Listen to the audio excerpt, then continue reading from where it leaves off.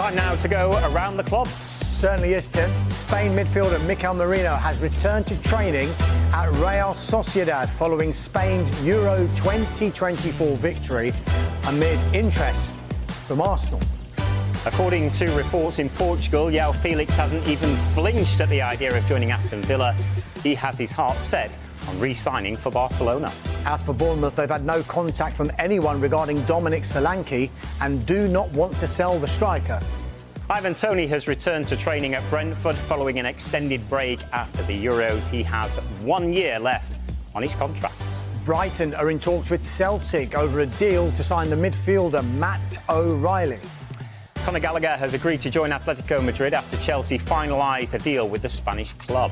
Mark Gay is the latest Crystal Palace asset to be targeted by a rival. Newcastle United want the defender who shone at Euro 2024. One bid already rejected. Talks continue. Everton want to strengthen their midfield options following Amado Onana's move to Aston Villa. Calvin Phillips has been considered. Fulham deciding whether to go back in with an improved offer for Manchester United midfielder Scott McTominay. Talks continue between Ipswich Town and Blackburn Rovers over the signing of striker Sammy Szmodics. Steve Cooper wants to add a winger or forward to his Leicester squad ahead of the new season. Progress could be made this week. Liverpool are open to offers for defender Joe Gomez to leave permanently this summer and want £20 million for Sepp van den Berg. Atletico Madrid have held positive talks with Manchester City over a deal for forward Julian Alvarez. The clubs are now working on a fee and a structure. As we've been hearing, Manchester United and West Ham remain in talks over the sale of Aaron Wan-Bissaka. And as we've also been hearing, Newcastle remain in talks with Crystal Palace over that deal for Mark Gay. Northern Ireland international Aaron Donnelly could leave Nottingham Forest and join Dundee in a permanent deal. Southampton considering a second bid for Fabio Carvalho after Liverpool rejected their opening £15 million offer. Tottenham head coach Ange Postecoglou says the club are light in the attacking department. A versatile forward is their priority. West Ham United have signed forward Niklas Füllkrug from Borussia Dortmund. The fee is in the region of £27.5 million all in. He signed a 4-year deal. And Leeds United are interested in signing Wolves fullback Hugo Bueno. Right, Manchester United remain in talks with Bayern Munich over the signings of right-back Noussair Mazraoui and centre-back Matthias de Ligt. A gap in valuation exists between what Bayern want for the players and what United are prepared to pay. The season is not too far away now, Dan. We've got the Community Shield on the weekend. How desperately do Man United need these two defenders? Well, I mean, it feels like deja vu once again for Manchester United because over the weekend they lost to Liverpool 3-0. We all know you can't read too much into results in pre-season. Yeah, you tell yourself that. But it's interesting because you look at the defence, the back four that started that game. You know, Aaron Wan-Bissaka, Victor Lindelof, Johnny Evans and young 17-year-old Harry Amas. So you kind of think, do they need those two additions? Well, yes, at the moment. But then you look at the players who could return next week ahead of the Community Shield. It's only really Diogo Dalot and Harry Maguire who was left out of that game with a precaution. Mazraoui, I think, is a must. We've spoken about him quite a lot on these shows, you know, especially if Aaron Wan-Bissaka is to seal a move to West Ham. We'll see how that progresses. But they definitely need depth in those fullback positions because Luke Shaw will still have his break from the Euros. We also know Tyrell Malacia is still coming back from his injury. I don't think he'll be expected to come back till later this year. So they absolutely need more depth at fullback. And I think in defence, they probably want someone to be a first choice centre-back partnership alongside Lisandro Martinez, who is due back at Carrington today. So how much do they need them? I'm not sure it's desperate just yet, but will it definitely help and will it better what they did last season? Absolutely. Dan, is defence a priority then? It looks like it is, but do you think it is?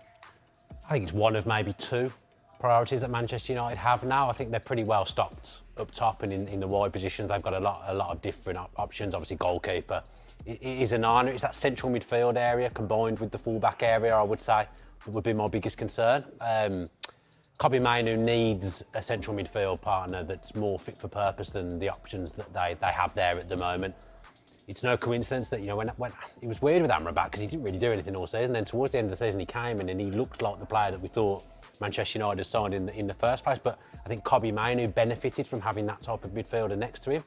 Casemiro, he's been an excellent footballer all through his career, has won everything you can win, a legend of the game really, but he's not really fit for purpose in the Premier League from what we saw at the back end of last season. If Manchester United are lining up with him in midfield, I think that puts a lot of onus on Manu. And you look within that squad, Mctominay, will he be there? We don't know. I think personally he probably will, but his future, a bit like Conor Gallagher, seems to be up in the air every single window. So I think Manu is a definite. He's in that first team. He's in that first 11. It's that option alongside him at the moment. I think with Manchester United, it's unclear who that option is, and I think they need to do business there. Well, dialogue remains open with Fulham over the sale of midfielder Scott McTominay. Fulham went back in with an improved offer. It was worth £20 million. It is understood to fall short of United's valuation, though. Dan, do you see this deal being done, McTominay to Fulham? Again, we've been talking about it for a little while. If the two clubs can meet in the middle, then will he be a Fulham player, do you think? Yeah, potentially. I think, first of all, as we've been talking about on these shows, Manchester United need to sell before they bring in any of these players as well. I think Scott McTominay, especially, you look at him, we all know the PSR rules in terms of selling homegrown players, obviously improves the flexibility in the market. So if Scott McTominay was to leave, coming through the United Academy, it would probably help them reinforce potentially two areas, depending on how they spend that money.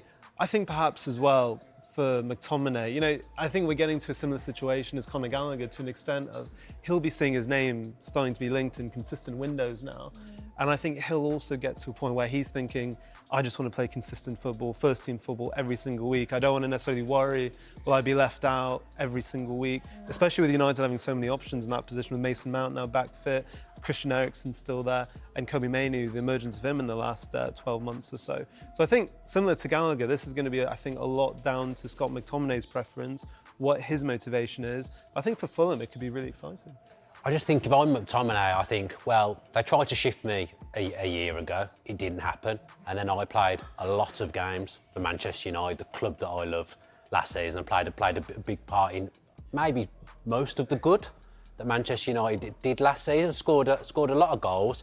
And when he started, he was an effective player for them. If I'm Scott McTominay, I look at the midfield options at the moment and think, well, if we don't buy anyone, I'm arguably the best option next to Manu. I'll play plenty of games. So if I'm Scott McTominay, I'd back myself and think, I love this club. I want to play for these fans. I want to play for this club. I'm going to stay. I don't need to go. I think the maybe predicament with Scott McTominay at United is, I think we're still very unsure where his best position in the system is. When United play 4-2, kind of 3-1 basically with the 10 and 2 sitting midfielders, I think we find, is he best next to Manu in a deeper position? Does he have the technical ability to really dictate a game next to someone like Manu? We know he can make late runs and score late goals, but he's never going to get into the side ahead of Bruno Fernandes at 10. So I agree with you, but I also think for him, where does he fit into the team on a consistent basis? I don't think they've necessarily found that just yet.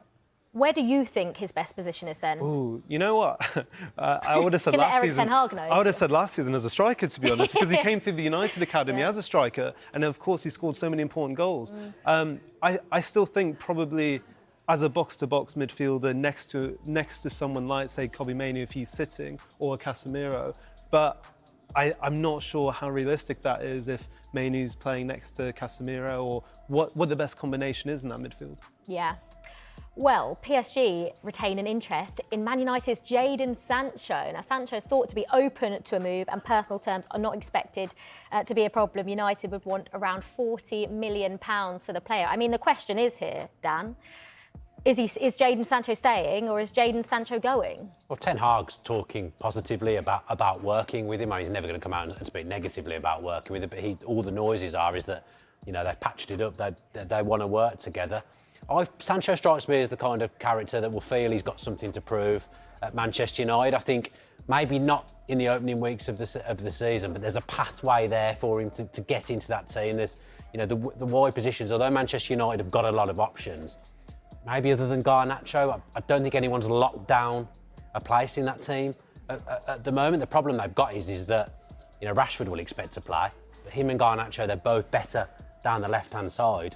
Arguably, Sancho he's better down the left-hand side, although he's played a lot of football on the right-hand side as well. I'm just kind of thinking maybe if they do sign a different right-back and Mazraoui comes in and he's more of a flying right-back than what they have, if Manchester United, depending on how they operate tactically, maybe there is a position for Sancho there on the right where he can come into those areas, into the middle, which is what he likes doing, and kind of play between the lines and float around a little bit more. Doesn't have to hold width because Manchester United got a different right back. But I do think there's a pathway there for Jadon Sancho. We saw in the second half of the season when he's playing for Dortmund, when he's full of confidence and he's playing in a system that he believes in and that's an effective system.